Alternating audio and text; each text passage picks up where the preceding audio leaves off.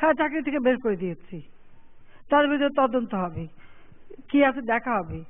তার আগেই অ্যারেস্টের জন্য অমনি অর্ডার চলে আসে। এদের জজ সাহেব তদন্ত করবে, আর তারাই তথ্য দেবে, তারাই সব ব্যবস্থা করবে। মানে সরকারের দায়িত্ব থাকে কোথায়? দায়িত্ব তো ওই বেঞ্চই নিয়ে নিয়েছে, তারাই করবে। মাননীয় প্রধানমন্ত্রী, আমার নাম জয় মামুন, এটিএন বাংলায় কাজ করি। কি ভয় হচ্ছে কন্টেম্প করবে? আমি খেয়াল করি না। আমি দুটো প্রসঙ্গে আপনার একটু মনোযোগ আকর্ষণ করছি। এক নম্বর বিষয় হচ্ছে খুবই অগুরুত্বপূর্ণ, হয়তো এই আলোচনার সঙ্গে সঙ্গতিপূর্ণ নয়। আপনি আপনার লিখিত বক্তৃতায় বলেছেন যে জাপানে আপনি বাংলাদেশ থেকে 2টি রয়্যাল বেঙ্গল টাইগার উপহার দেওয়ার কথা বলেছেন। এটি হয়তো শুনতে ভাল লাগে, কিন্তু আমরা জানি যে রয়্যাল বেঙ্গল টাইগার একটি খুবই বিপন্নপ্রায় বন্যপ্রাণী এবং সুন্দরবন অঞ্চল ছাড়া পৃথিবীর কোথাও এটি নেই। জাপানের মতো শীতের দেশে এই বাঘ দুটো বাঁচবে কিনা সেটি একটি বিবেচনার বিষয়, মানে আপনার এখানে চিন্তা করার কোনো অবকাশ আছে কিনা। আর দ্বিতীয় বিসঙ্গতি হচ্ছে যে 5ই জানুয়ারি নির্বাচনের পরে এই গণভবনের মাঠেই আপনি সংবাদ সম্মেলনে বলেছিলেন যে যেহেতু সকলের অংশগ্রহণমূলক নির্বাচন হয়নি, ফলে নির্বাচন নিয়ে একটু খুঁতখুঁত সকলের মনেই থাকতে পারে। আমরা চেষ্টা করব সুবিধামতো সময়ে সকলের অংশগ্রহণে একটি নির্বাচন, যেটিকে মধ্যবর্তী নির্বাচন বলা হয়, সেই বিষয়ে আপনি কি ভাবছেন? মধ্যবর্তী নির্বাচন সকলের অংশগ্রহণের আপনারা চান? মানে আমি প্রশ্ন করছি, আপনি উত্তর দিবেন। না, তাহলে আপনারা কি চান?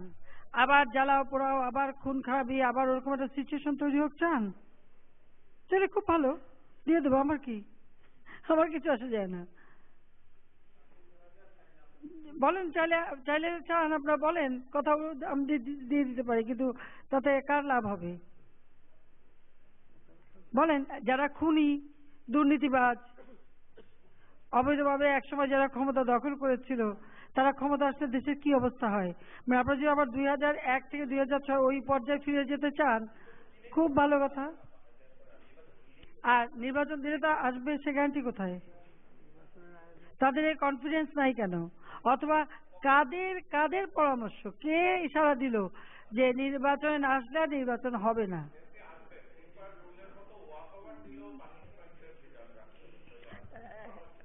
এখন আমাদের যে উন্নয়নের কাজগুলি আছে, পদ্মা সেতুর কাজ শুরু করেছি, সেই কাজটা আমরা শেষ করতে চাই।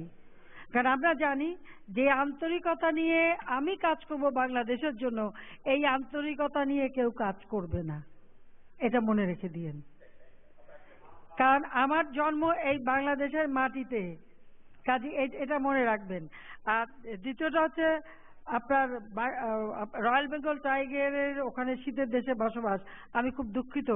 আধুনিক যুগের মানুষ, ইয়াং ম্যান, আপনারা এটা জানেন না যে এখন কিন্তু বিশ্বে অনেক দেশেই এরকম বিভিন্ন ট্রপিক্যাল ক্লাইমেট তৈরি করা হয়।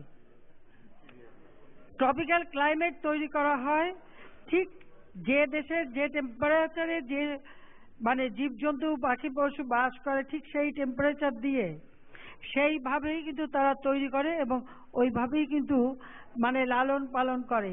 কাজী যেখানে আমরা যখন দেব, অবশ্যই তারা আমাদের রয়্যাল বেঙ্গল টাইগার যে আবহাওয়ার সাথে তাদের মানে জীবন যাপন, তারা ঠিক সেই ধরনের আবহাওয়া, সেই ধরনের টেম্পারেচার, অর্থাৎ সেই ধরনের তাপ উষ্ণতা সেভাবে তৈরি করেই কিন্তু তারা এই রয়্যাল বেঙ্গল টাইগার রাখবে। পাশাপাশি মানুষ যেমন সহনশীল, জীবজন্তুও কিন্তু পরিবেশের সাথে সহনশীল। হয়তো ভবিষ্যতে আস্তে আস্তে তারা ওই পরিবেশে তাদেরও সহনশীলতা গড়ে উঠবে। ধন্যবাদ।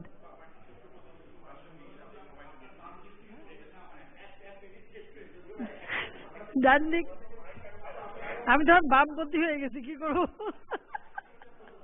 হ্যাঁ, আর না, এদিক দিয়ে অনেক প্রশ্ন হচ্ছে। এক মিনিট, বামে ছিলাম, এবার ডানে যাব, তারপর মাঝে আসবো।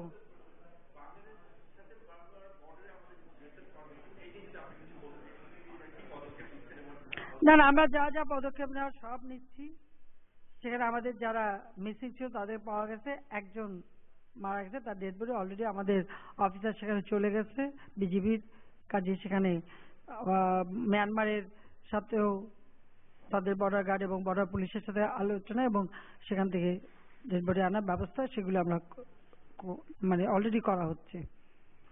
যা যা প্রয়োজনীয় পদক্ষেপ সবই নেওয়া হচ্ছে এবং এখনো আমি মানে আজকে এই মুহূর্তে আমি তথ্য পেয়েছি, কাজে ওটা আমরা আস্তে আস্তে ঠিক করে দিচ্ছি। এবার ডানপন্থী। আপনার ডানপন্থী, কিন্তু আমরা বামপন্থীতে আছি, বাম দিকে আছি। ওইদিকে বাম, কিন্তু আমার তো ডান। আমার নাম আহমেদ জোবায়ের, আমি সময় টিভিতে কাজ করি। কোথায়? সময় টিভি। আমি জানতে চাচ্ছি যে 28 তারিখ আপনি একটা নাগরিক সংবর্ধনায় টোকিওতে ওখানে বলেছিলেন যে আপনার দলের উল্লেখ করে আপনি বলেছেন যে আপনার দলের কেউ কেউ জামায়াত, শিবির এবং বিএনপির লোকজনকে আপনার দলে জয়েন করিয়ে নিজের গ্রুপকে ভারী করার জন্য এ ধরনের কাজ করে থাকেন। আমি সেভাবে বলি না, একটু ভুল আছে, একটু সংশোধন করে বলেন আমি কিভাবে বলছি। আপনি বলেছেন যে আমার দলেরই কেউ কেউ নিজেদের গ্রুপকে ভারী করানোর জন্য এদেরকে জয়েন করায়, যেভাবে বলে থাকেন আপনার দলে জামাত শিবির আসছে, অনুপ্রবেশ করছে, এই কথাটা আপনি বলেন। তো এই ধরনের অনুপ্রবেশ ঠেকানোর জন্য আপনার কি করবেন, আপনারা কি করেন? আমি যেটা বলেছি সেটা হলো বাংলাদেশে কিছু লোক থাকে পার্মানেন্ট গভর্নমেন্ট পার্টি, সরকার বদলায়, তারা বদলায় না, তারা খালি ব্যানারটা বদলায়। যখনই যে সরকার হয় তখনই তারা সেই সরকারে হয়ে যায়। এরকম একটা পার্মানেন্ট গভর্নমেন্ট পার্টি, স্থায়ী সরকারি দল। সেই স্থায়ী সরকারি দলের কিছু লোক থাকে, সরকার বদলানি বলে, কারণ তারা মনে করে যে তারা যে অপরাধগুলি করবে সরকারি ছত্রছায়ায় থাকলে সেই অপরাধগুলি নির্বিঘ্নে করতে পারবে, তাদের কিছু হবে না। আর শুধু আমার দল বলে না, সব দলেরই কিছু লোক থাকে, দুর্বলতার ওখানেই থাকে যে নিজের দল বা নিজের গ্রুপ ভারী করার জন্য এই ধরনের যারা আছে তাদেরকে মানে সহ্য করে নেয়, নিয়ে নেয়, আর তারপরে দল খেসারত দেয়। আমি কিন্তু ওইভাবে বলছি যে আমার দল টেনে আনে তা না, এরা থাকে, এরা আছে, এরা পার্মানেন্ট। কারণ তারা তো বলে যে আমরা তো সবসময় সরকারি দল করি, তারা সরকার বদলালে তারা কি করবে, আর সরকার বদলালে তারা দিবে, কারণ সরকার বদলালে তারা তো এই ধরনের কিছু লোক আছে, তারা চলে আসে। এই যে ফেনীতে যারা ঘটনার সঙ্গে জড়িত, সেখানে অধিকাংশ পিছনের দিকে তাকান, অতীতে তারা কোন দল করত, তারপর তারা কখন আওয়ামী লীগের হলো। নারায়ণগঞ্জে দেখেন যে মূল আসামি হোতা অতীতে সে জাতীয় পার্টি করছে, 91 সালে যে বিএনপি করেছে, 96 সালে আওয়ামী লীগ ক্ষমতা আসার শেষে আওয়ামী লীগ হয়ে গেছে, অর্থাৎ সবসময় সরকারি দলে। এবং এরা আসেই শুধু অপকর্ম করে মনে করে সরকারি ছত্রছায়ায় তাদের কোনো অসুবিধা হবে না, কিন্তু আমি সেটা প্রশ্রয় দেই না। যখনই যে অপরাধ করতেছে সে অপরাধী আমার কাছে, তার মধ্যে যা যা ব্যবস্থা আমরা নিচ্ছি এবং নেব। কথাটা এইভাবে, এই টকশো করতে করতে কথা পেঁচাতে পেঁচাতে অভ্যাস খারাপ হয়ে গেছে, কথাটা প্যাঁচ দিয়ে বলে।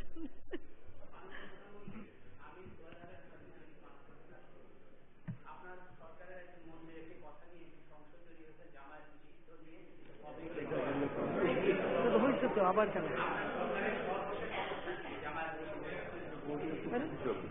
আমাকে জিজ্ঞেস করেন? কেন যারা জামাতকে রাজনীতি করার সুযোগ দিয়েছে আগে তাদেরকে জিজ্ঞাসা করেন কেন তারা জামাতকে রাজনীতি করার সুযোগ দিল।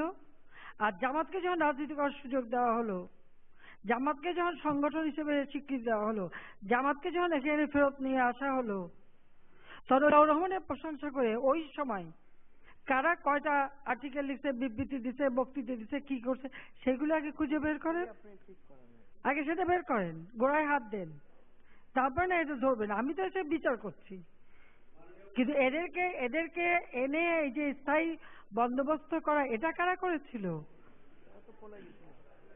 সেটা আগে খুঁজে বের করেন না। তবে ইয়াং ম্যান তখনকার কথা মনেও নাই, অনেক হয়তো জন্মই হয় নাই, কাজে তাদের একটু স্মরণ করাতে চাই যে ওই লাইব্রেরিতে যে অথবা আর্কাইভে যে ওই 75 সালের পরে পত্রিকাগুলি বের করলে তখন তাদের লেখা, তাদের বক্তৃতা, তাদের কথাবার্তা, কে কি লিখছে সব পাওয়া যাবে, সব পাওয়া যাবে। এদেরকে এনে ব্যবস্থা করে এখন আবার এত সোচ্চার হওয়া, আমাদের যা করার আমরা তা করে যাচ্ছি। যুদ্ধ অপরাধীদের বিচার, যুদ্ধ অপরাধীর বিচার হবে। আর জামাত এজ এ পার্টি থাকবে কি থাকবে না উচ্চ আদালতে এটা পেন্ডিং আছে, উচ্চ আদালতে রয়ে গেছে। তো উচ্চ আদালতে সে রায় না আসা পর্যন্ত তো আমাদের কোনো কিছু করণীয় নাই, এটা বাস্তব কথা। উচ্চ আদালত যে সিদ্ধান্ত নেবে সেটার উপরে সব নির্ভর করছে। কাজে আমাদের মন্ত্রী যেটা বলছেন ঠিক বলছেন, কাজে এটা নিয়ে এত হাউকাউ করার তো কিছু নাই। আর যারা করছেন আপনারা একটু ওই 76, 77, 76, 77, 78, 79, 80, 81 পর্যন্ত একটু দেখেন তো। জিয়ার লাশের বাক্স আসলে হুমড়ি খেয়ে কারা পড়ছিল সেটাও একটু দেখেন।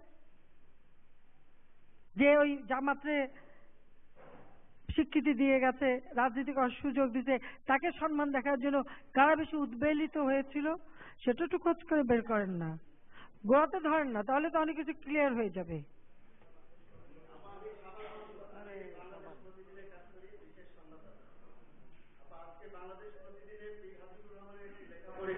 আপনার দৃষ্টিতে পড়েছে কিনা জানি না, ওই লেখাটিতে আমরা পড়লাম তিনি ভারতের একজন বিখ্যাত সাংবাদিকের উদ্ধৃতি দিয়ে একটি বইয়ের রেফারেন্স হিসেবে লিখেছেন যে তৎকালীন সময়ে আমাদের জাতির জনক বঙ্গবন্ধু শেখ মুজিবুর রহমানকে তিনি হত্যার পরিকল্পনা করেছিলেন এবং তিনি ক্যান্টনমেন্টে তিনি অবৈধভাবে ক্ষমতা দখল করে আমাদের জাতির জনককে ক্যান্টনমেন্টে বন্দী করার ষড়যন্ত্র করেছিলেন।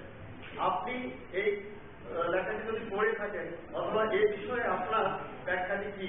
এখানে আমার ব্যাখ্যা দেওয়ার তো কিছু, আমি পড়েছি লেখাটা, কিন্তু এখানে আমার ব্যাখ্যা দেওয়ার তো কিছু নেই। যেটা যদি এই ঘটনার যে সত্যতা জাতি জানবে, জাতি দেখবে, জাতি এটা বিচার করবে।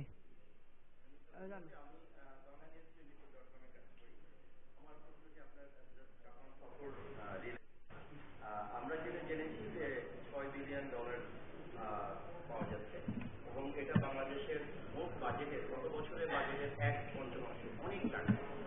এই প্রতিটি টাকা কিভাবে ব্যয় হবে আপনি আসলে অনেকে আসলে ব্যয়টা নিয়েই প্রশ্নটা করে পরবর্তীতে আপনার কমিটমেন্টের জায়গা থেকে সুস্থ এবং সঠিক ব্যবহারের কমিটমেন্টের জায়গাটি যদি আপনি বলেন তাহলে আমরা আমার বক্তব্য কিন্তু দেওয়া আছে।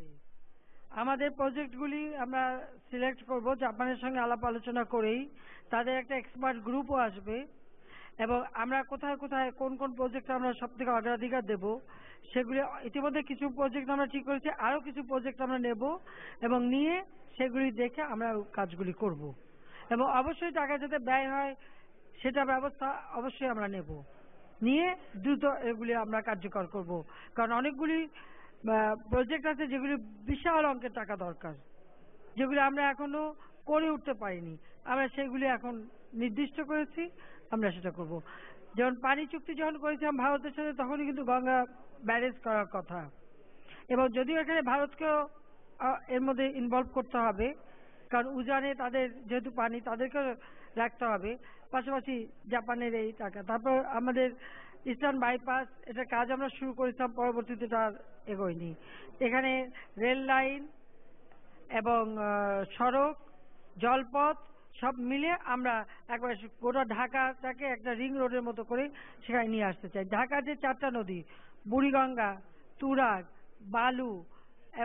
বালু নদী এবং এদিকে আমাদের সেই পুলিং নদী এবং ধলেশ্বরী, এই নদীগুলি সমস্ত ড্রেজিং করা এবং এখানে একটা পানির স্রোত ধরা আবার ফিরিয়ে নিয়ে আসা। কারণ বুড়িগঙ্গার যে দুরবস্থা, বুড়িগঙ্গাকে তো আমাদের উদ্ধার করতে হবে এবং এটা উদ্ধার করতে গেলে আমাদের অনেক কাজ করতে হবে, অনেক কাজ করতে হবে। খালি স্লোগান আর বক্তৃতা আর ব্যানার নিয়ে বুড়িগঙ্গা উদ্ধার হবে না, প্র্যাকটিক্যাল কাজ করতে হবে আমাদের কতগুলি। ওখানকার সারা ঢাকা শহরের সোয়ারিস এই বুড়িগঙ্গায়, কাজে সেগুলির ব্যবস্থা করা, ওখানে ইটিপি স্থাপন করা। বুড়িগঙ্গার ময়লা আমরা অনেক আবর্জনা তুলেছি কিন্তু তাতেও কাজ হয়নি। কাজে এখানে যাদের একটা পানির স্রোত ধারা আছে, আমরা ইতিমধ্যে যমুনা নদী ড্রেজিং করছি, যমুনার সাথে আমরা ধলেশ্বরী ড্রেজিং করব, পুলিং নদী ড্রেজিং করব, তুরাগ করব, বালু নদী করব এবং এই পানির যে ধারাটা এটা নিয়ে আসতে হবে। বুড়িগঙ্গার আরেকটা সমস্যা, এই যে নৌকাগুলি যে চলে ওই যে ছোট ছোট যন্ত্র দিয়ে এবং ইয়ে দিয়ে ডিজেল দিয়ে বা কিছু দিয়ে, এর ফলে প্রচুর ওখানে তেল পড়ে, তেল পানির উপরে একটা শহরের মতো ফেলে দেয়, সেটাও পানি নষ্ট করে, অক্সিজেন নষ্ট করে দেয়। সেখানে আমাদের কিছু ব্যবস্থা, আগে তো খালি বৈঠা দিয়ে পারাপার হতো, এখন তো ইয়ে দিয়ে মেশিন দিয়ে ইঞ্জিন দিয়ে করা হচ্ছে। এই ইঞ্জিনে যে পোড়া তেলটা পড়ছে সেটাও তো নদী অনেকটা